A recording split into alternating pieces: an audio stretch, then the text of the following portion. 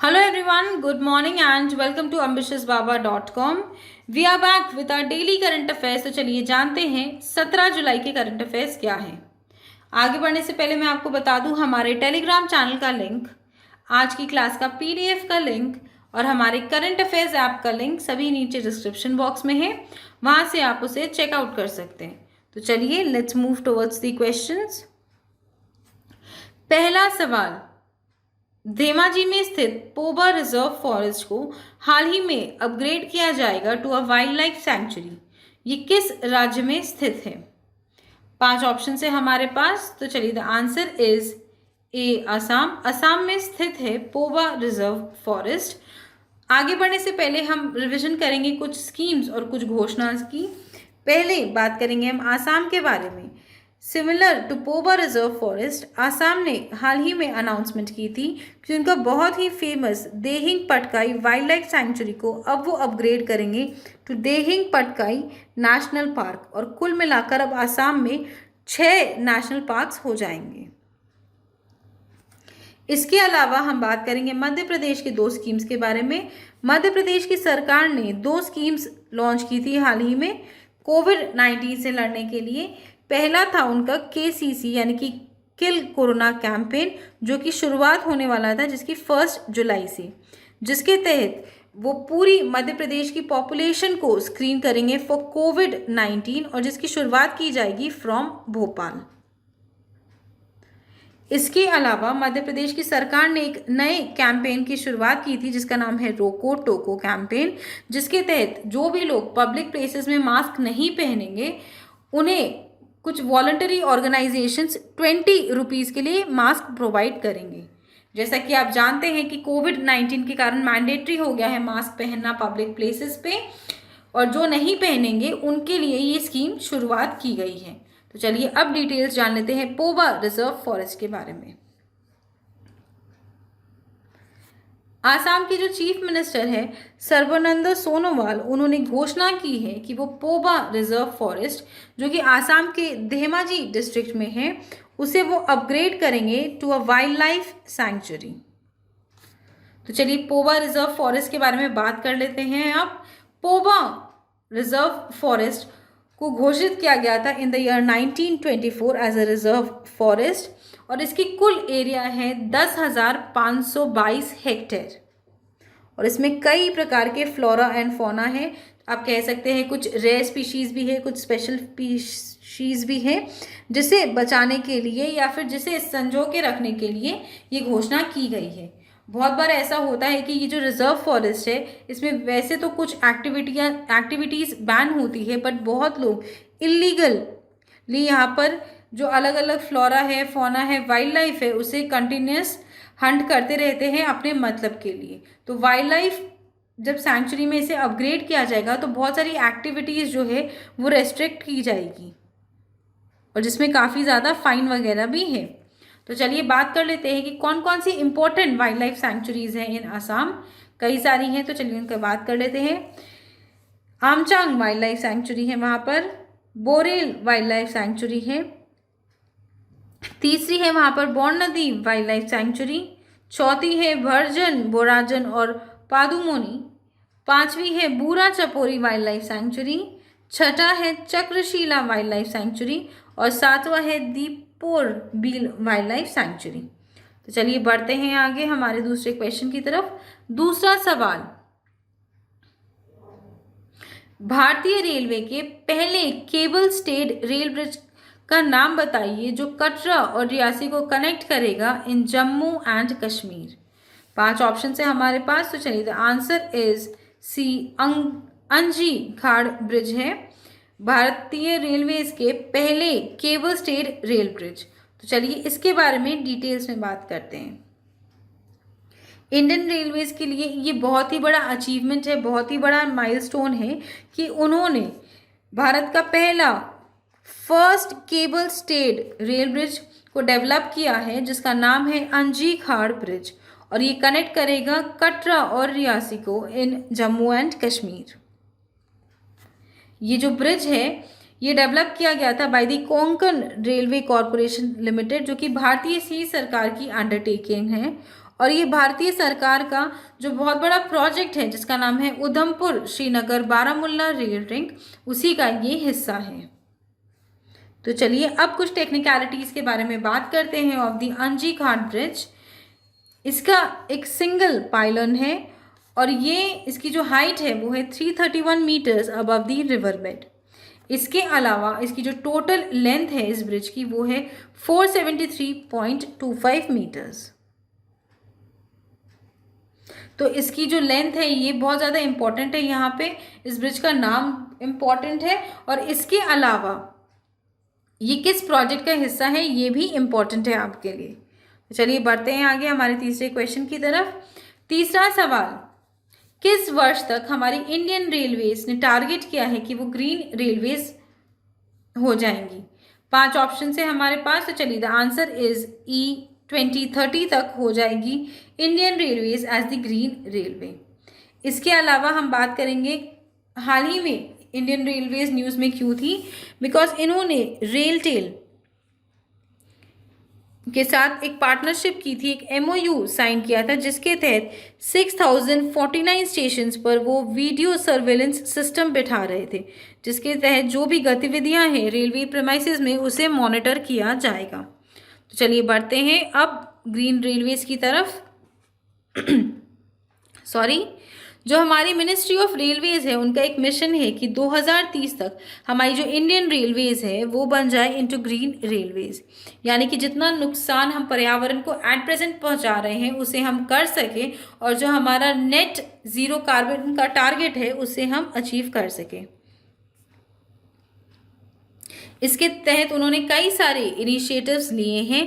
पहला है कि ग्लोबल वार्मिंग को कैसे रोका जाए और दूसरा है कि क्लाइमेट चेंज जो डिग्रेड हो रहा है हमारे क्लाइमेट बहुत ही तेज़ी से, उसे कैसे रोका जाए कुछ चेंजेस लाके हमारे सिस्टम में।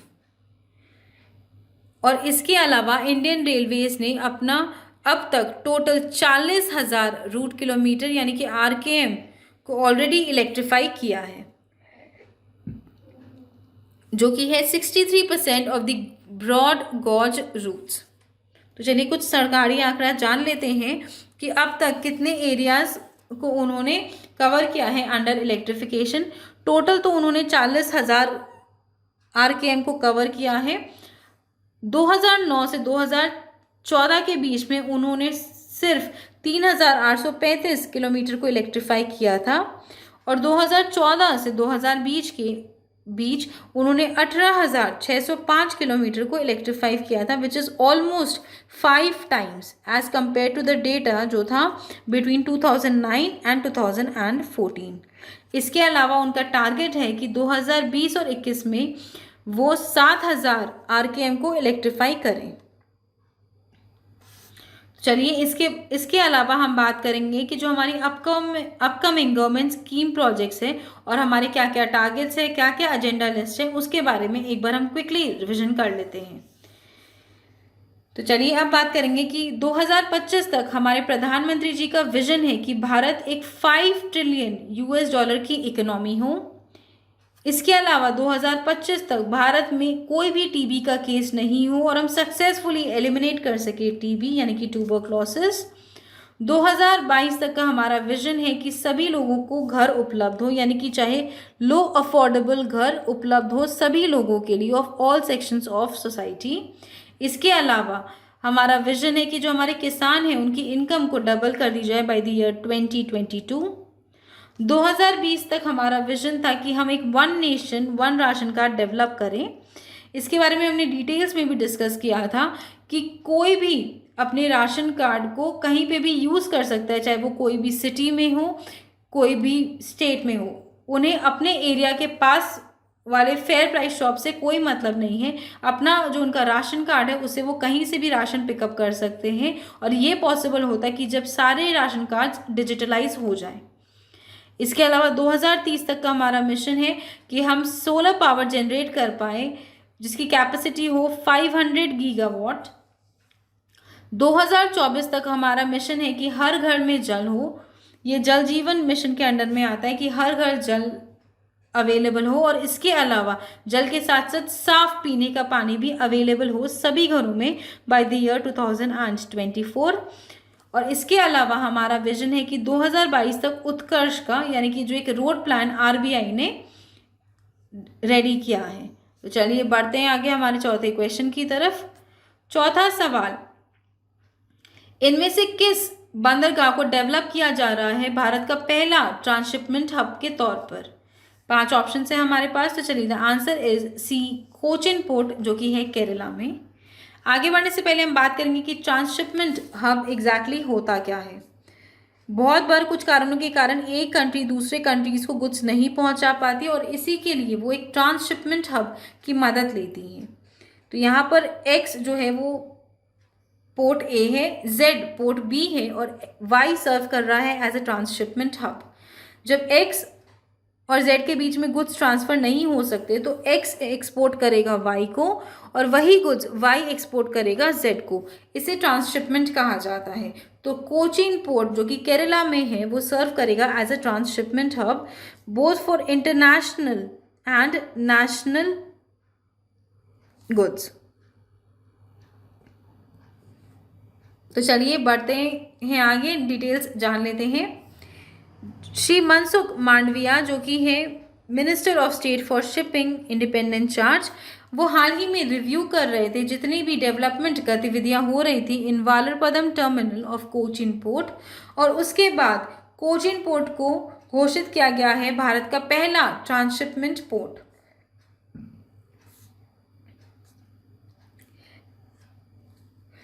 जो कोचीन पोर्ट है वो बहुत सारी जो क्राइटेरिया है वो फुलफिल कर रहा है जो ज़रूरत होती है किसी एक पोर्ट को ट्रांसशिपमेंट हब में कन्वर्ट करने के लिए।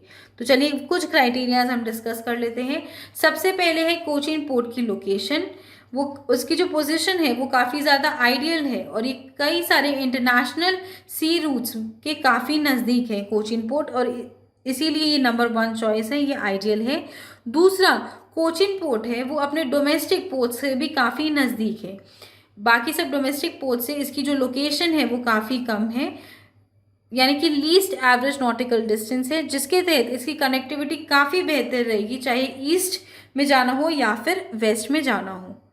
इसके अलावा मैं आपको बता दूं कि सिंगापुर दुनिया का सबसे बड़ा ट्रांसशिपमेंट हब या फिर ट्रांसशिपमेंट पोर्ट है, जिसकी कनेक्टिविटी है टू लगभग 600 पोर्ट्स ग्लोबली। तो चलिए बढ़ते हैं आगे हमारे 5वें क्वेश्चन की तरफ। 5वां सवाल,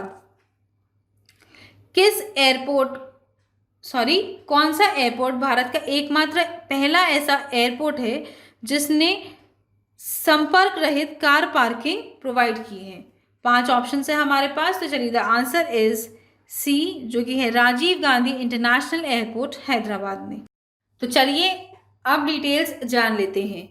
GMR Hyderabad international airport limited, जिसके इनिशियल्स है GHIAL, वो मैनेज करता है राजीव गांधी इंटरनेशनल एयरपोर्ट को। उन्होंने अनाउंसमेंट की है कि वो भारत में पहला ऐसा एयरपोर्ट है जो ऑफर कर रहा है फुल्ली कॉन्टैक्टलेस एयरपोर्ट का पार्किंग सर्विसेज अपने पैसेंजर्स और विजिटर्स के लिए। इसके अलावा वो बोर्डिंग एक्सपीरियंस भी प्रोवाइड करते हैं जो एब्सोल्युटली कॉन्टैक्टलेस है और जो कि बहुत ज़्यादा ज़रूरी है अभी in the time of pandemic. इसके साथ उन्होंने टाई अप किया है विद NETC यानी कि नेशनल इलेक्ट्रॉनिक टोल कलेक्शन और NPCI के साथ यानी कि national payment corporation of India, जिसके तहत जो फास्टैग कार पार्किंग है उसके साथ वो लोगों ने मिलकर साझेदारी की है कि जो भी पैसेंजर्स या विजिटर है वो फास्टैग के कोड को स्कैन कर लेंगे और डायरेक्टली टोल चार्जेस पेमेंट कर सकते हैं, उन्हें कोई भी टोल पर रुकने की ज़रूरत नहीं है। तो चलिए बढ़ते हैं आगे हमारे छठे क्वेश्चन की तरफ। छठा सवाल, किस देश के प्रधानमंत्री एलिस फकफक ने हाल ही में रिजाइन किया है? 5 ऑप्शन है हमारे पास। तो चलिए the answer is D, Tunisia. चलिए बात कर लेते हैं तुनिसिया के बारे में। तुनिसिया एक नॉर्थ अफ्रीकन कंट्री है और उनके जो प्राइम मिनिस्टर है जिनका नाम है एलिस फकफक, उन्होंने 15 जुलाई को रेजिग्नेशन सबमिट किया है। उनके ऊपर कई सारे आरोप लगे थे of conflict of interest, because उन्होंने अपना जो इंटरेस्ट है वो डिस्क्लोज नहीं किया। उनकी जो होल्डिंग्स है इन अ वेस्ट प्रोसेसिंग कंपनी वो उन्होंने डिस्क्लोज नहीं की, जिसके कारण उन्हें रेजिग्नेशन देना पड़ा। ये जो वेस्ट प्रोसेसिंग कंपनी है, इसे ट्यूनीसिया की सरकार ने 15 मिलियन यूरोस का कॉन्ट्रैक्ट दिया है।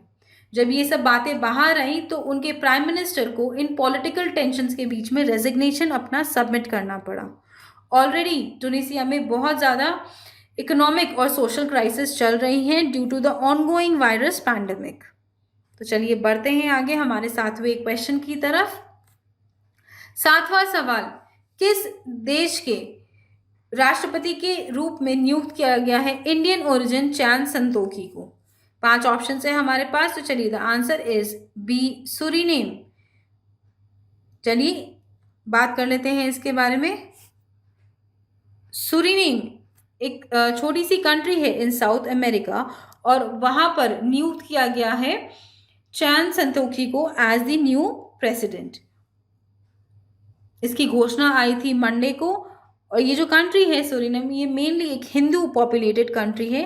सूरीनेम की टोटल पॉपुलेशन है 5,87,000, जिसमें हिंदू की पॉपुलेशन है 27.4%। इसके अलावा जो वहाँ पर डिक्टोरियल रूल था ऑफ देसी वोटर्स, वो ख़त्म किया जा रहा है। देसी वोटर्स के ऊपर एक मर्डर चार्ज और ड्रग्स स्मगलिंग के चार्जेस भी थे और उन्हीं को हराया है चैन संतोखी ने। चैन संतोखी एक इंडियन ओरिजिन के पुलिस ऑफिसर थे जिन्होंने ट्रेनिंग ली थी इन नेदरलैंड्स। तो चलिए अब सूरीनेम के बारे में कुछ जान लेते हैं। सूरीनेम का कैपिटल है पारामारिबो और इसकी करेंसी है सूरीनेम डॉलर। तो चलिए बढ़ते हैं आगे हमारे 8वें क्वेश्चन की तरफ। 8वां सवाल, USIBC के ग्लोबल लीडरशिप अवार्ड 2020 किसे दिए जाएंगे? 5 ऑप्शन है हमारे पास। तो चलिए द आंसर इज डी, 2 लोगों का इस साल अवार्ड दिया जाएगा। पहले है एन चंद्रशेखर और दूसरे है जिम टेस्लेट। इसके अलावा पिछले बार यानी कि पिछले साल 2019 में ये अवार्ड दिया गया था सुंदर पिचई, जो कि है गूगल के CEO। इनके अलावा जेफ बीजोस को दिया गया था, जो कि अमेजॉन के फाउंडर और CEO हैं। चलिए डिटेल जान लेते हैं इस अवार्ड के बारे में। टाटा ग्रुप के चेयरमैन एन चंद्रशेखर और लॉकहेड मार्टिन के CEO जिम टेसेट को मिलेगा ये अवार्ड, जो कि है USIBC ग्लोबल लीडरशिप अवार्ड 2020 और इसकी घोषणा की गई थी बाय द USIBC ऑन 14 जुलाई। ये अवार्ड हर साल दिया जाता है उन एग्जीक्यूटिव्स के ऊपर जो बेहतरीन लीडरशिप दिखाते हैं, आउटस्टैंडिंग लीडरशिप दिखाते हैं और इसके अलावा वो जो इंडो US ट्रेड है उसे डेवलप करते हैं, उसे प्रमोट करते हैं।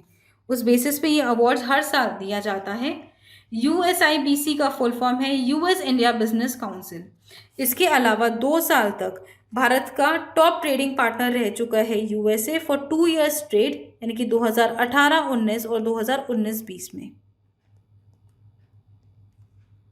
तो चलिए बढ़ते हैं हमारे 9वें क्वेश्चन की तरफ। 9वां सवाल, फीफा 2020 के वर्ल्ड कप कौन से देश में किए जाएंगे? 5 ऑप्शन है हमारे पास। तो चलिए द आंसर इज बी, कतार। फीफा 2020 विश्व कप कतार में हेल्ड किया जाएगा। डिटेल जान लेते हैं। Federation international day football association ने अनाउंसमेंट की है कि 2022 का जो वर्ल्ड कप है वो हेल्ड किया जाएगा इन कतार। पहली बार जो 2022 का फीफा वर्ल्ड कप है वो पहली बार एक अरब वर्ल्ड में खेला जाएगा और पहली बार इन अ मुस्लिम मेजॉरिटी कंट्री। ऑल्सो कतार आखिरी ऐसी कंट्री होगी जो 32 टीम्स के साथ खेलेगी, एज 2026 में नंबर ऑफ टीम्स बढ़कर हो जाएंगी 48। तो चलिए पहले हम बात करेंगे कतार के बारे में। कतार का जो कैपिटल है वो है दोहा और जो करेंसी चलती है कतार में वो है कतारी रियाल।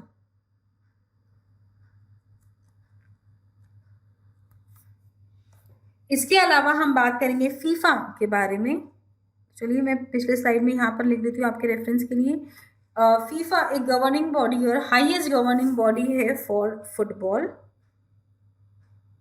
ये स्थापना इसकी हुई थी 21 मई 1904 में इन पेरिस, फ्रांस। फीफा के जो हेडक्वार्टर्स है वो है ज्यूरिक, स्विट्जरलैंड में।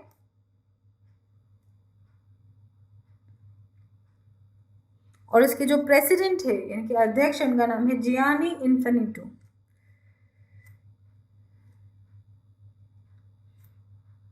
चलिए बढ़ते हैं आगे हमारे 10वें क्वेश्चन की तरफ। 10वां सवाल, स्पोर्ट्स अड्डा के ब्रांड एम्बेसडर के रूप में किसे चुना गया है? 5 ऑप्शन है हमारे पास, तो चलिए the answer is A Brett Lee, former Australian bowler रह चुके हैं ब्रेटली, और जिन्हें चुना गया है as the brand ambassador of sports Adda. चलिए अब बात करते हैं स्पोर्ट्स अड्डा क्या है। स्पोर्ट्स अड्डा एक Indian news and information platform है जो स्पोर्ट्स से रिलेटेड सारी इंफॉर्मेशन, अपडेट्स, इनसाइट प्रोवाइड करता है, mainly for cricket, football and kabaddi. तो चलिए एक पे रिविजन कर लेते हैं कि कौन से कुछ ब्रांड एम्बेसडर्स के बारे में।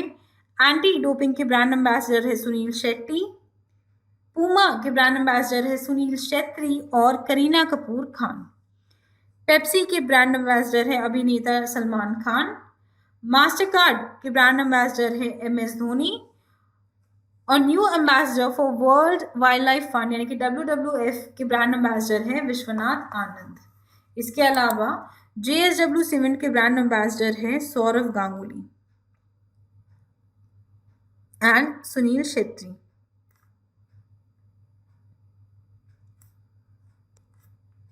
चलिए with this we come to the end of today's class. I hope आपको ये वीडियो पसंद आया। अगर ये वीडियो पसंद आया तो इसे लाइक कीजिए, अपने दोस्तों के साथ शेयर कीजिए और हमारे चैनल एम्बिशियस बाबा को सब्सक्राइब जरूर कीजिए। Also please visit our website test.ambitiousbaba.com, जहाँ पर आपको कई सारे ऑनलाइन मॉक टेस्ट मिल जाएंगे, चाहे वो बैंकिंग के हो, SSC हो, रेलवे हो, जैब हो, कैब हो या फिर पैरा 13.2 हो। वहाँ पर आप उसे डायरेक्टली जाकर परचेज कर सकते हैं और उसके बाद आप उसे एक्सेस कर पाएंगे 24/7, चाहे हमारी वेबसाइट पे हो या फिर ऐप पे हो। Thank you friends, it's all for today and have a great day.